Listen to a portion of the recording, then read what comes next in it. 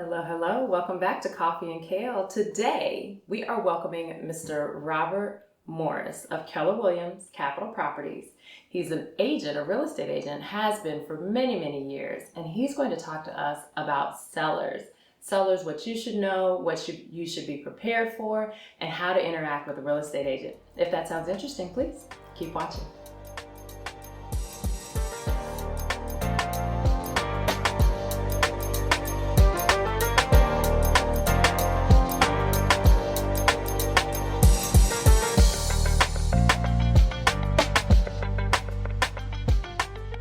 Welcome to the Coffee and Kale podcast.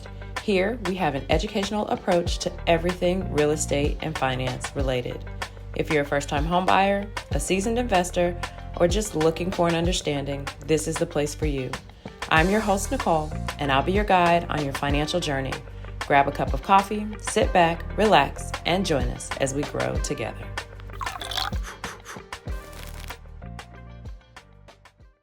Welcome to Coffee and Kale. Today we have Mr. Robert Morris of Keller Williams Capital Properties joining us. We're going to be talking about the role of sellers and a seller's agent in a transaction. Rob is a past commissioned officer of 20 years. Yeah. United States Marine Corps, hoorah. There you go. And he's bringing all that experience to us here today. So, Rob, thank you for joining us. Hey, thank you so much for having me. Of course. So when folks go to buy or sell their house, usually the first call they make is to a real estate agent. That's correct. Usually. So when you get that call from a seller, in the current market, what are you finding is the biggest challenge to the sellers when they call you and they say, hey, I'm ready to get out of here? Well, the sellers and buyers are intertwined. Okay, so that's the first thing. The first thing, which is the problem for everyone, is interest rates. Mm-hmm. When you have 8.8% interest rate, 7.1, 7.78, what it does, it really puts a lot of pressure on everyone. Sure. It's the buyer and it's the seller. And I'm going to talk about buyers and what they're doing that really exacerbate the situation for the seller. Okay. Buyers are being more selective. Okay. Because that high interest rate means you're paying so much more. Yeah. Okay. That's true. Because of that, they want an HGTV ready home. Yeah. Okay. And that is very difficult to do for the seller because the seller may not have the finances to make their house HGTV ready, declutter, get storage, do all of those things that are going to make that house the most presentable that it can be. Okay? Yeah. Not only that, but it's not advantageous to the seller right now to sell. I have 84% of all sellers have an interest rate under 4%. That's fair. Over the last 2 or 3 years, maybe more, 4 or 5 years, interest rates have been below 6%, well below 6%. Totally depressed. Yeah. What's the advantage of me selling and then having to pay a king's ransom for the next home? Unless my job is moving me. Right. I'm having, me and my fiance are going to go into a bigger home. Sure. So the big things, wedding, death, jobs, children, those are your big four that can really kind of motivate you to want to move. Right. But if those things aren't happening, sellers are like, it is no advantage to me to sell. So when you find a seller, sorry to interrupt you, that has to sell for one reason or another, or wants to sell, what do you advise them to do to get over those hurdles of the buyer wants an HGTV ready home and those kinds of things? How do you help them through that? Have to listen to someone. Okay. So I always say, pick your agent. Yeah. And an agent has to have been credible, been successful. That's the first part. Yeah. The second thing is when your agent, whoever you use, tells you that your home is worth X, it's not worth X plus 10,000 or 15,000. So or understand the market. Understand the market. Okay. And here's the real, what I call ground truth. Not only the agent, but the market is really going to tell you the truth of what your value is. It doesn't change. I can tell you your home is worth $415. You can say, no, my home's worth $450. Yeah. We put it on the market. It sits and stinks up the place like spoiled, rotten fish. Yeah. Who do you think that the seller is going to blame? Yeah. They're going to blame me as the agent. But you know something that I did before we ever started? What's that? I gave them a comparative market analysis. There you go. And I told them, sign this. This is what I told you the market was, what it was going to sell for. Mm-hmm. You wanted it to be here. I suggested we must make what I call aggressive or rapid changes to the market to let the market know that we are amenable to other offers below whatever we have it here for. This is our pie in the sky price. Yeah. This is what we're willing to sell it for. So if we just drop it 5, now all the offers will come in because they say, oh, they're reasonable, they're rational. Yeah.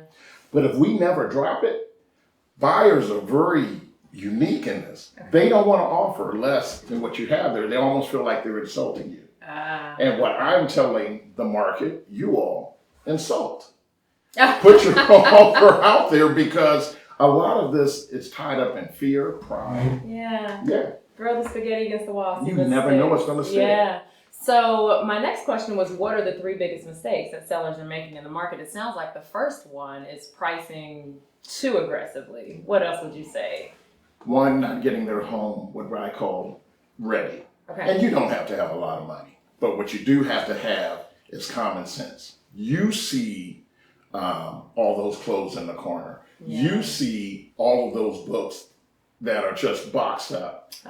Get rid of all that clutter. Okay. Pay the $90 a month to either U-Haul or whatever storage facility there is, and get anything that you really don't need out. Yeah. You'll probably find out you really don't need it. Yeah. Okay. So price it right, declutter. What else would you say? The third thing is that you have to remove all ego from this process. It's that song, that Beyonce song, I Got a Big Ego. That didn't work here. That doesn't work here. Okay. And the reason it doesn't is that just because you sat in a chair in the property doesn't make it go up in value $10,000. Okay. You know, you're not Elvis Presley where you can wipe the sweat off of your brow, throw it into the audience, and they buy that sweaty napkin for $10,000. Okay.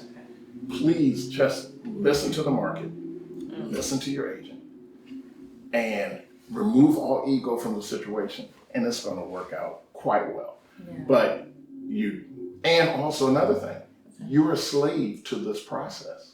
Okay. A lot of sellers feel inconvenienced by selling their home. With the showings or with the... With the showings, meaning they have to keep the place immaculate. Yeah. Okay? That's true.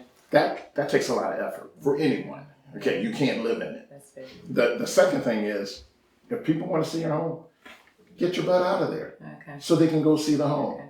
They don't want you there because they want to be able to articulate their thoughts, speak openly about the home, and they're not going to do that if you're there. Yeah. And if a seller is there, unless this home is super fantastic, ixyalidocious, they're going to feel smothered by the homeowner being there. Okay. And also, I'd imagine they want to envision themselves in it too. So they do. Envision themselves standing in the kitchen or in the dining room or whatever. And it's hard to do that when the owner is either sitting upstairs on the front porch, eating dinner, anything. Yeah. You just want to remove yourself from the process. And I find that is the most difficult thing, is that house stays on the market. 1, you didn't price it accordingly. Okay. House stays on the market 15 days, 30 days, 45 days, 60 days, then longer. You expected it to be. And then now, when people are coming in, the seller is giving the attitude that they're being bothered. Well, that attitude permeates to anybody coming in there, and then they say, no, something about this house I don't want. Okay, now how long does the seller have to keep their ego in check and keep their house immaculate from start to finish? Roughly how long does the selling process take? Priced correctly, the fly off the shelf will be gone in 35 to 45 days. Okay. If they make any of these mistakes, we're talking 60, 90, even longer. And this economy and this market is so disruptive that I try to tell every seller, there are 7 people that want your home, that need your home right now, okay? 3 people will come and visit the home. Yeah. 1 of them will put an offer on your home. Work with the offer, even if it is less than what you want. Okay. Meaning, dance with the person that comes through the door. Yeah. Because if you don't, Okay. you really hurt your chances. Okay. And once a house has been on the market for such a long time, it's already blighted.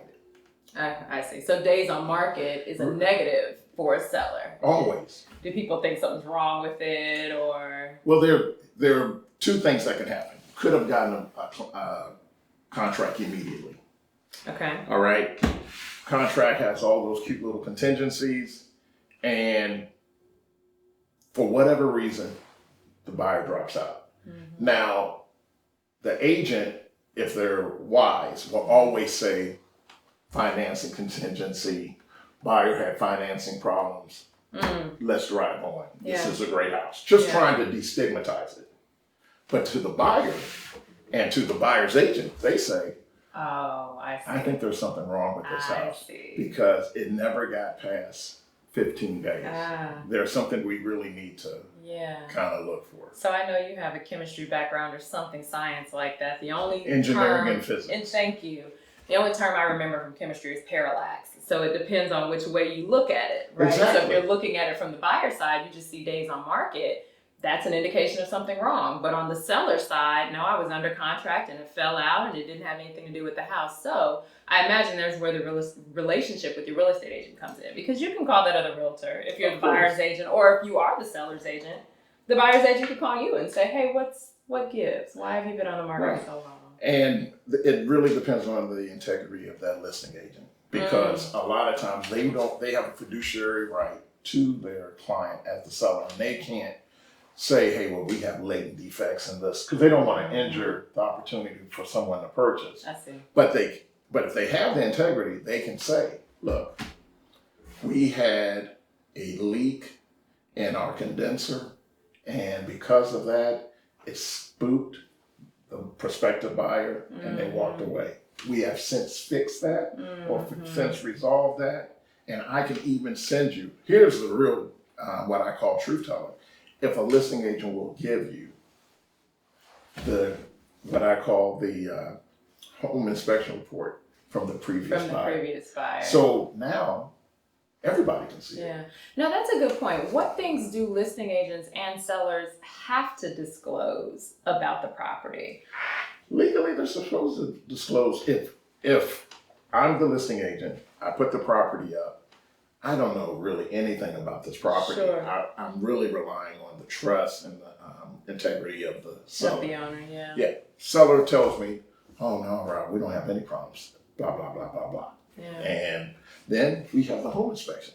And then guess what happens? Yeah. Blah, blah, blah, blah now has words. Yeah. No more blah, blah, blah. It's no longer Charlie Brown. Charlie Brown, or yeah. teacher or whatever, yeah. No, now, we have issues with cracks in the foundation. We have issues with this. We have issues with that. Now, all of those, everything now means something, and it has a price. So it is up to the seller to say, okay, I'll fix all of those, or no thanks. I'm just going to, I'm not going to do anything. That they have that right as well. Okay. And then of course the buyer can, vote with their feet in their pocketbook and they go elsewhere. Sure. But me as the agent, I'm going to tell my buyer, then now you're forced to sell as is. And if you really want to show that you really are confident about your house, the first thing you want to do, let's offer them a home warranty. Yeah. Meaning that, because we know things are going to go wrong because they found things. Yeah. But the second thing is, once you provide them the home warranty, provide them the home inspection report. Because it is not only a science, but it's an art. 2 different home inspectors can come into the house and have a commonality of the major things, but they may find 2 to 3 things that the other one doesn't find. Sure. And that's It's more an art than it's more than an art than a science. So those are the things that I think you really should focus on. And there are going to be hiccups. Yeah. I wish I could tell you that it's going to be super smooth. Yeah. But if you have a good attitude and you and your agent are one, my goodness, Yeah. you can get through this thing. So one thing on the contract and the contingencies, we have talked to a buyer's agent and talked about how contingencies prepare and protect the buyers. So the home inspection, the appraisal. And they need them. How do they prepare, protect, or what service, I guess, or what function do the contingencies have for the seller on the seller side of the transaction? First thing, seller wants an offer with the least amount of contingencies and the highest price. Right. That's the golden ticket. 99%, that is the offer that wins.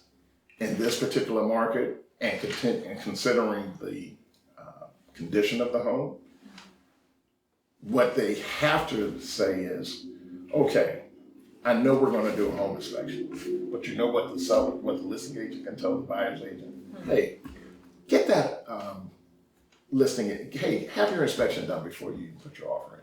I've heard of that. Are people still doing that? Oh, yeah. They were doing it a lot when the market was very, very high, but still doing an inspection pre-offer. You have to. Okay. And particularly for my down payment assistance, first-time home buyers, Yeah. if they really love this house and you walk through and you say, I think there's maybe $7,000 to $9,000 worth of things for this house. You, buyer, can you handle that? Yeah. If you really want this house. When we put our offer in, we do the home inspection, not too much.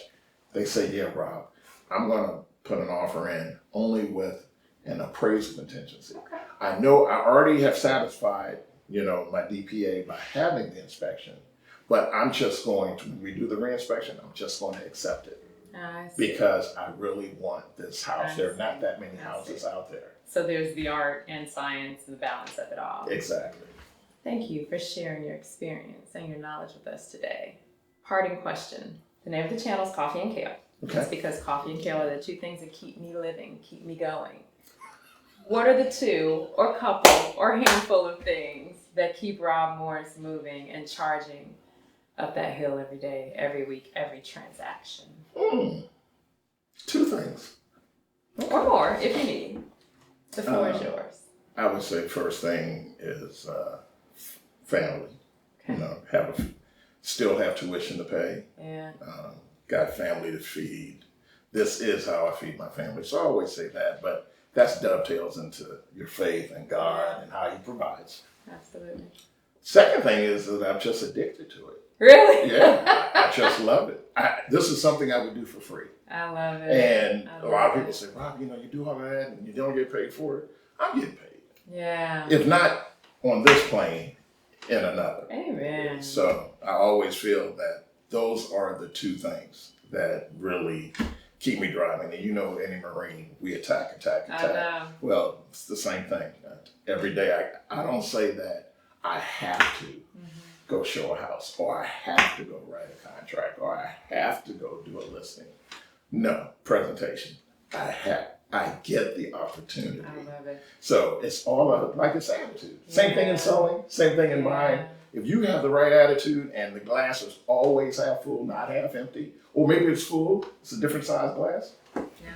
And I can attest to that. In all these years, it's probably been more than 10 years we've worked together. Sure. And you are always smiling, even through the challenging pieces of the transaction. Yeah, you have to. If I haven't said thank you, I'm now saying thank you on tape. Thank you for always having that just wonderful spirit about this whole thing. Thank you kindly. And I appreciate you joining us. Oh no, thank you for having me. This has been a blast. All right, y'all. That's Rob Morris, Keller Williams, Capital Properties. Don't forget to comment, like, and subscribe. And we will see you in the next episode. Thank you.